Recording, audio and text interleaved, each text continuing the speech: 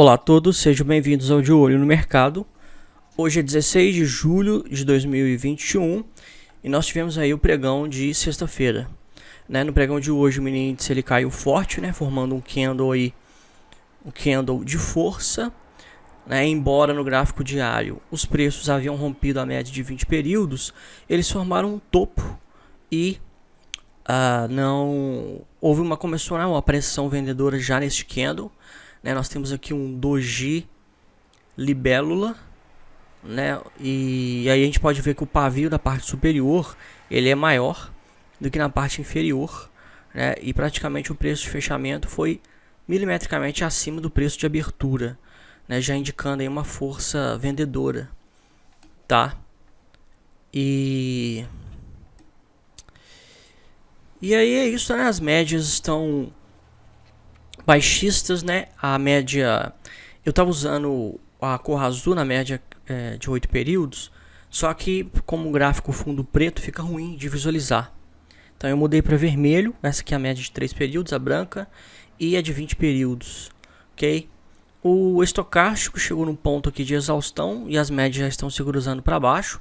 O MACD já estava baixista, volume baixista, tudo indicando aí que a gente deve ter uma queda. Agora, enquanto ele não romper aqui este fundo, ele está tecnicamente lateral, tá? Ele precisa romper a região de 124.743 pontos por aí, tá? O dólar, a gente esperava que ele tivesse uma reação forte, de alta depois de tocar na média de 20, não teve. Hoje foi o terceiro pregão em movimento lateral, tá? O estocástico está em queda também, mas o MACD ele está deixando de ser baixistas, as médias estão virando para cima. Há uma como que a gente fala? Divergência, divergência aí entre esses dois indicadores. Mas vamos ver, acontece o seguinte: quando há divergência, quando os indicadores eles não estão alinhados, tá? Há uma grande incerteza por parte do mercado, a gente simplesmente não faz nada, tá? A gente espera o mercado se definir, tá? Porque a gente só tomaria posição se, e eu falei isso, antes, quando começou a fazer correção aqui em cima, eu falei, a média precisa, os preços precisam vir tocar na média e o candle, tá, que for voltar com os preços bater na média e volta a subir. E aí este candle que volta a subir tem que ser forte, de preferência desse tamanho aqui, do candle aqui do dia 6/7, tá? Aí sim teria um setup ponto contínuo, tá? Ia sinalizar que a correção terminou, tal, mas não, tá tendo uma pressão ainda vendedora aí, o mercado ele tá indefinido, olha só, hoje foi um doji de novo, acaba que está sendo equilibrado aí a quantidade de gente que está comprando e está vendendo, tá? Porque há uma grande incerteza no mercado, existe muita incerteza, tá? Muitas incertezas, muitas, políticas, econômicas e etc, tá? Então é isso, o dólar lateral, o índice também tá meio lateral, como eu falei, tendência de baixa só se romper aqui embaixo, e aí é o seguinte, quando não há uma tendência definida no gráfico diário, isso impacta nos gráficos intradiários, tá? Então aqui, a gente vai nos 60 minutos para ver. Tá, aí 60 minutos, olha só, fez essa perna de baixa. Aí aqui já formou um candle altista. Geralmente quando forma esse candle assim, ele começa ou a lateralizar ou vai fazer uma correção até as médias, tá? E aí nós vamos ver lá no gráfico diário já um candle, de alta, achando que é uma reversão, e não é, que para ter reversão tem que romper todas as médias aqui, formar um pivô de alta, nos 60 minutos nós estamos vendo que o MACD tá tudo em queda, tá? Nos 5 minutos teve aí uma perna de baixa, uma perna de baixa aí considerável, tá? E nós tivemos aí nós estamos aí estudando aí o setup agulhada do Didi, alguns chamam de Didi Index, e onde as três médias elas precisam alinhar, a média de 3, de 8 e de 20 períodos, E eles precisam, né, de ter um candle onde as três médias passem, as três médias elas se encontram, passam dentro do mesmo candle e sai deste candle já se abrindo e é indicando que o preço ele vai na direção na qual elas estão indicando, né? Então aqui, ó, neste candle foi referência, né? O candle em gráfico de 5 minutos dos 14,05, né? Ontem o candle de 14 horas foi de novo referência, né? É interessante, né? Olha só, será que às 2 horas da tarde é, né, um momento aí definidor? É porque coincidentemente no mesmo horário, de novo hoje, as três médias se encontram, passam dentro do mesmo candle. O ideal é que elas ficassem bem juntinhas, né? Mas se passou dentro do candle, o candle teve um corpo considerável, que as três médias passou dentro dele, né? Eu considero que eles sejam válidos, tá? Ainda estou estudando, mas a gente pode ver que, né, se deu bem. Quem entrou vendido aí, né, seja abaixo do candle referência ou do próximo candle, se deu bem, né? A compra se dá quando alguma das médias se encontram, geralmente a média de 3 períodos, né, encontra com a média de 8. Então foi aqui. Então a venda aí, ó, de 127.500, 438 pontos ou 330 pontos, tá? Gráfico de 5 minutos. Né, você pode ver que é só quando as médias estão alinhadas. E aí é interessante uma coisa, por que eu gostei desse setup, tá? Porque quando você está iniciando, né, o iniciante ele pega aqui o gráfico, né, e aí quando você aprende os parâmetros do setup, é fácil, tá? Você tem que saber ler, né, junto com os outros indicadores e tudo mais. Mas assim, é uma coisa objetiva, tá?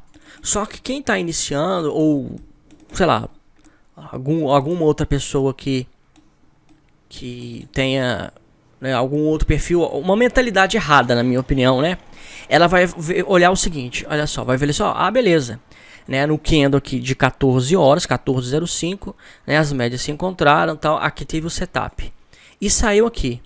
Mas aí é o seguinte, e aí continuou a cair, né? Então assim, ao invés de ter pego 400 pontos, a pessoa poderia ter pego, quer ver? Vamos ver aqui, pelo menos do candle aqui até a mínima, aí ó, 1.300 pontos, né? Ah não, esse setup aí, ele não te dá um retorno bom, não sei o que.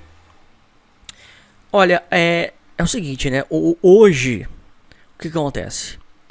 Você olha para o que aconteceu hoje no pregão, e aí como caiu mais do que o indicador aqui, né? O parâmetro de saída, né? O parâmetro de saída ocorreu um pouco antes, né, de terminar todo o movimento de queda. Então, as pessoas elas querem, a maioria das pessoas elas querem pegar, elas operam para ter lucro, né? E assim, o máximo de lucro possível. E aí eles julgam, principalmente em gráfico parado, que aqui em cima também teve, né? Olha só. Aqui teve uma agulhada também, ó. As três médias passaram dentro deste candle e este candle aqui também teve, foi referência, e aí teve uma agulhada, quem pegou essa agulhada lá em cima se deu bem. E aí caiu o resto do dia. Então assim, o camarada julga que ele pode entrar lá em cima, né, no começo da perna de baixa e sair lá embaixo com 1.500, 2.000 pontos, tá? Só que você tem que buscar operar não aquilo que dá certo em alguns pregões. Você tem que operar um padrão que vai te dar um nível de assertividade muito grande. Porque hoje, quem operou vendido aqui no meio, dependendo se não acionou stop, você deu bem. Saiu aqui embaixo, você deu bem, né? Se você não saiu aqui, ó, né, no encontro das médias, você continuou. E aí beleza, você continuou e foi carregando o trade. Mas hoje você consegue pegar 1.300 pontos. Amanhã você entrega 1.000 pontos, você entrega 500 pontos.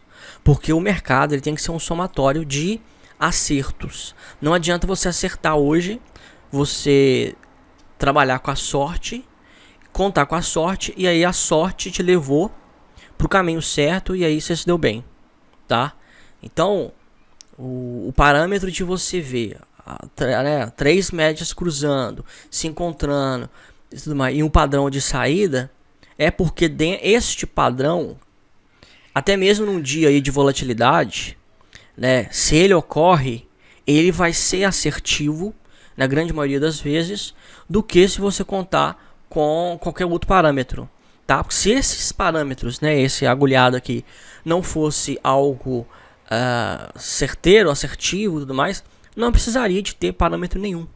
Tá? Bastava você, aí o preço está caindo, você começa a vender, aí você fica vendido o resto do dia para ver o que vai dar. Né? Muita gente tem a mentalidade de que a bolsa é um cassino, né? E aí não opera com método, né? Sem método, e aí se dá mal, tá? Então este aí é o recado, né? Então você olhando assim, você pega, se eu operar o setup agulhado, eu vou pegar só 400 pontos dentro de 1.000, 2.000 pontos, né? O que você prefere? Pegar 400 pontos a maioria dos dias, ou você pegar 1.500 pontos no dia, aí você devolve 500 no outro, aí você devolve mais 500 no outro, aí no outro você ganha 500, aí no outro você devolve 800, aí no outro você ganha 1.000. Então assim, é uma montanha-russa louca, tá?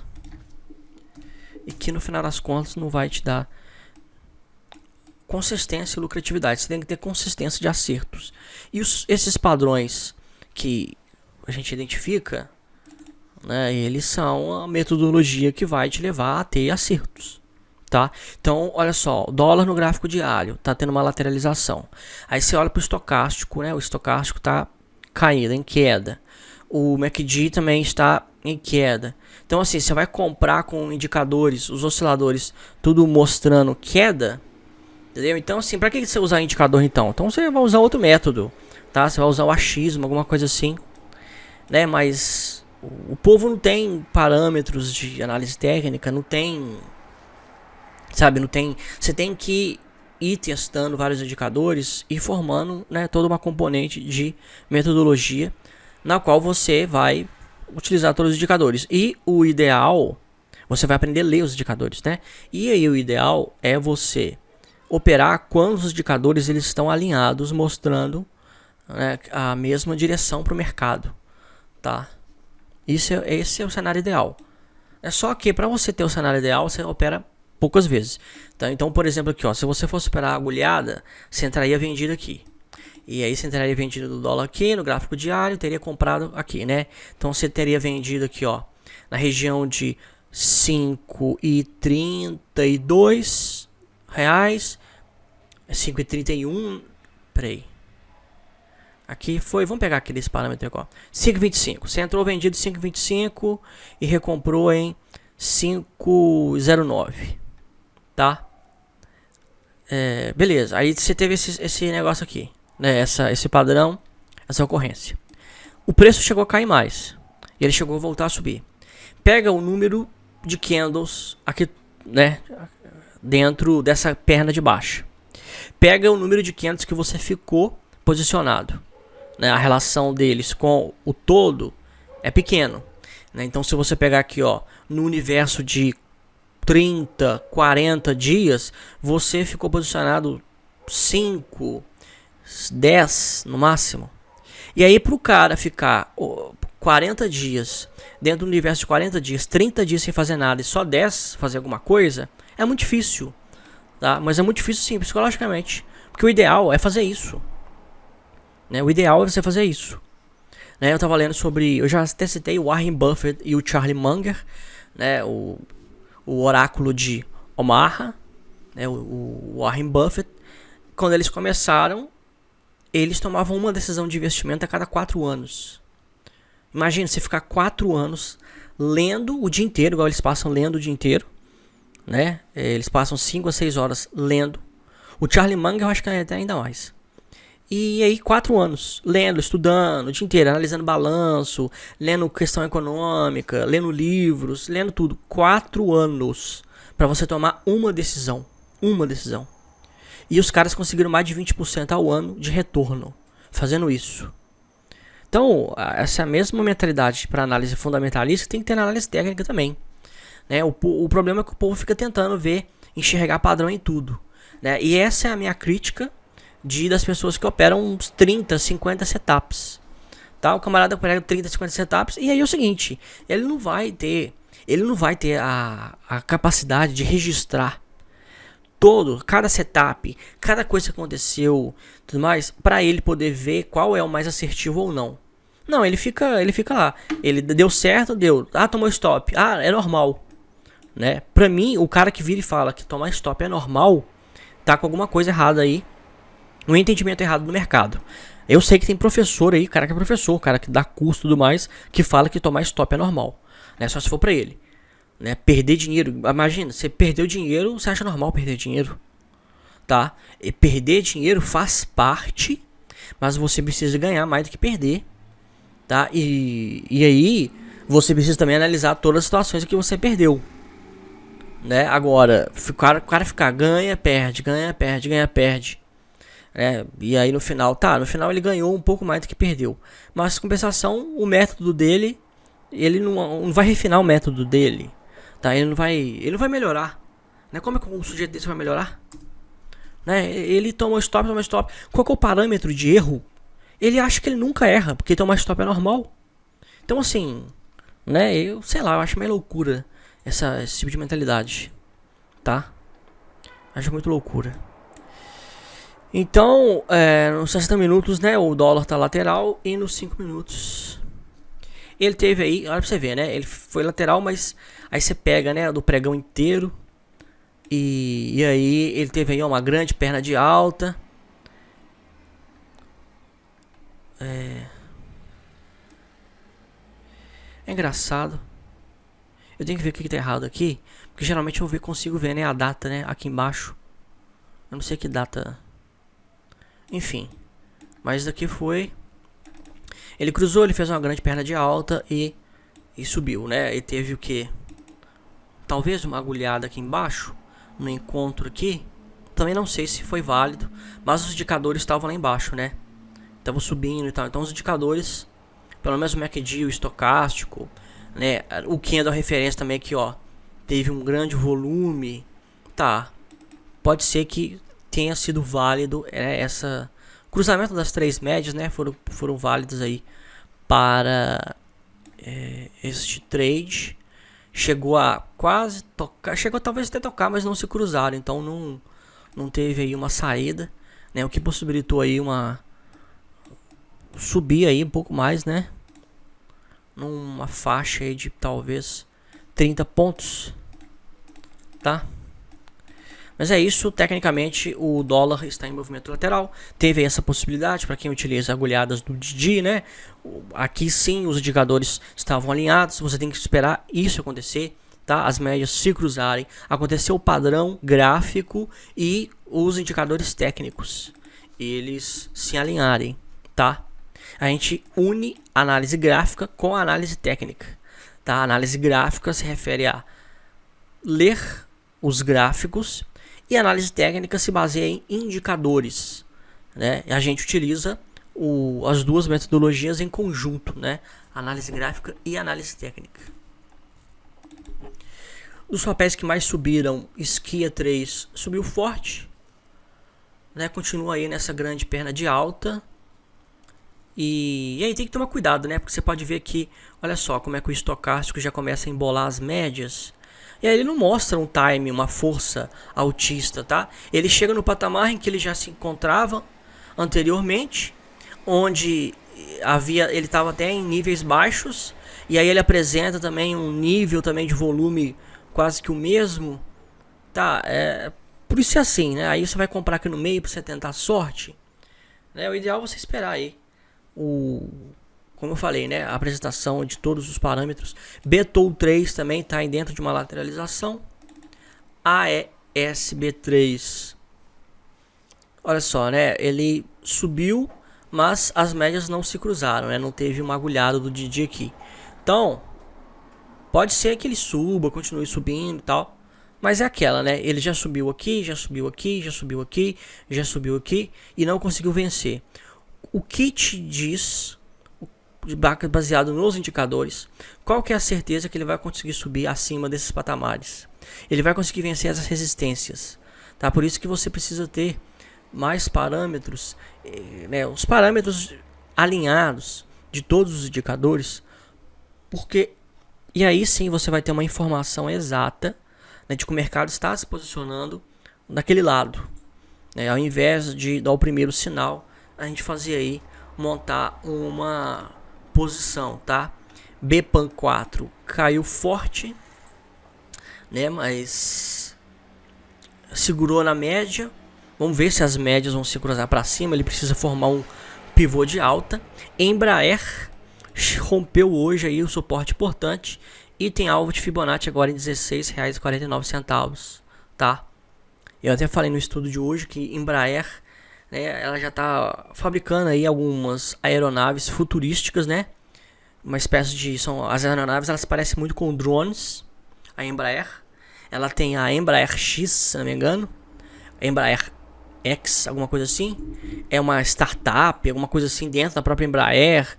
E o objetivo deles é fazer máquinas, né, que as pessoas vão voar. Tá como se fosse drones, né? Não precisa ser igual avião, que você tem que pegar voo, aquela coisa toda. Não. Você entra na máquina, né? Tem uma cabine com as 4 hélices lá do drone e você sobe, é levado, tudo mais. A Embraer já está trabalhando nisso, né? Eles já fizeram esse projeto e tudo mais. E aí é engraçado, né? Eu comecei a acompanhar a Embraer quando tava 6, 7 reais, tá? 6, 7 reais. Nós já fizemos trade em Embraer, swing trade. Já tivemos ganho aqui com a Embraer. Né? E a Embraer veio aí numa crescente, eu cético em relação à Embraer, porque é do setor, né, de aviação, embora ela fabrique, né, não é uma companhia aérea de aviação comercial, né, é uma empresa de fabricação de aeronaves, mas eu achei que isso ia impactar negativamente a Embraer. A questão lá da Covid, né, a pandemia que afetou as empresas aéreas, que tiveram que ficar paradas e tudo mais. Mas aí o mercado chegou que não, tá? E eu acho que esse frenesi, essa coisa aí com a Embraer foi mais por conta desses projetos aí, tá? Ela lançou essa, né? Eles têm uma equipe comercial muito boa com os slides, os desenhos dos projetos são muito bem feitos e aí divulgando, né, para o mundo, para investidores no mundo inteiro. E eu não sei se foi países, se foi com países, eu não tô lembrado, mas eu sei que a Embraer fechou contrato aí com alguma instituição para poder fabricar e já estão começando a trabalhar já nessas máquinas. E aí é o seguinte, o mercado considerou que 21,56 foi um preço máximo, né? E aí agora a Embraer está em queda, tá? A Embraer está em tendência de baixa. E é engraçado, né? Porque, né, o que aconteceu com a empresa? Né? Sei lá, o mercado ele é meio, às vezes é meio insano, né? De formar algumas determinadas opiniões, porque a opinião do mercado muda a qualquer momento, né? Muda a qualquer momento. Então, assim, o camarada que comprou aqui em cima, que olha pra você ver, né? O preço fechou aqui, fez esse imenso gap de alta, absurdo gap de alta. Aí fechou aqui em cima, beleza. No outro pregão teve outro gap de alta, uma pressão compradora gigante. Então, assim, o camarada olhou aqui esses gaps e falou: não, isso aqui não vai cair, não. Isso aqui eu vou comprar. E encheu o bolso aqui em cima. Agora já tá perdendo aí quase 20%. CSN em movimento lateral, né, segurou na média de 20, é uma média importante. Deu uma segurada, vamos ver se ele vai retomar um movimento de alta. O estocástico tá falando que não. Vamos ver se o estocástico, né, ele tem moral aí. E o SP500 perdeu um pouco o time, né? Segurou na média de 20. O MACD e o estocástico está começando a ficar baixista. Vamos ver se vai perder a média de 20 de novo. Se perder, é queda no SP500, meu amigo. É queda nas bolsas mundiais, tá? Queda nas bolsas mundiais. Então, não há nada que segure. Ibovespa vai cair também. O Ibovespa, eu não lembro de vez que o Ibovespa ficou em movimento de alta com SP500 caindo. Tá? Mercado americano em queda impacta o mundo inteiro. Então, assim, tem que torcer para ele segurar nessa região de suporte aqui, que coincide com a média de 20 períodos, tá? Se não segurar aqui, é queda, né? Vai ter aí uma grande volatilidade. E falar nisso, vamos ver aqui então o VIX. O VIX deu uma reagida aí hoje, né? O VIX é o índice de volatilidade do SP500. Fez um topo aqui, voltou, deu uma lateralizada. Hoje foi um candle de força. MACD está altista, OBV também. OBV não, é estocástico, tem mania de falar OBV. Vamos ver, né? Eu também vou mudar aqui a média de 8 para cor vermelha, porque no gráfico preto fica ruim para ver, né?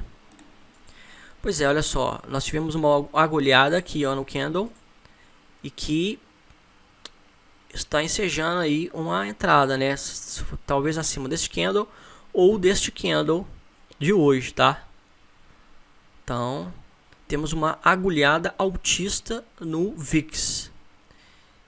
E movimento altista no VIX é queda aí no SP500, tá?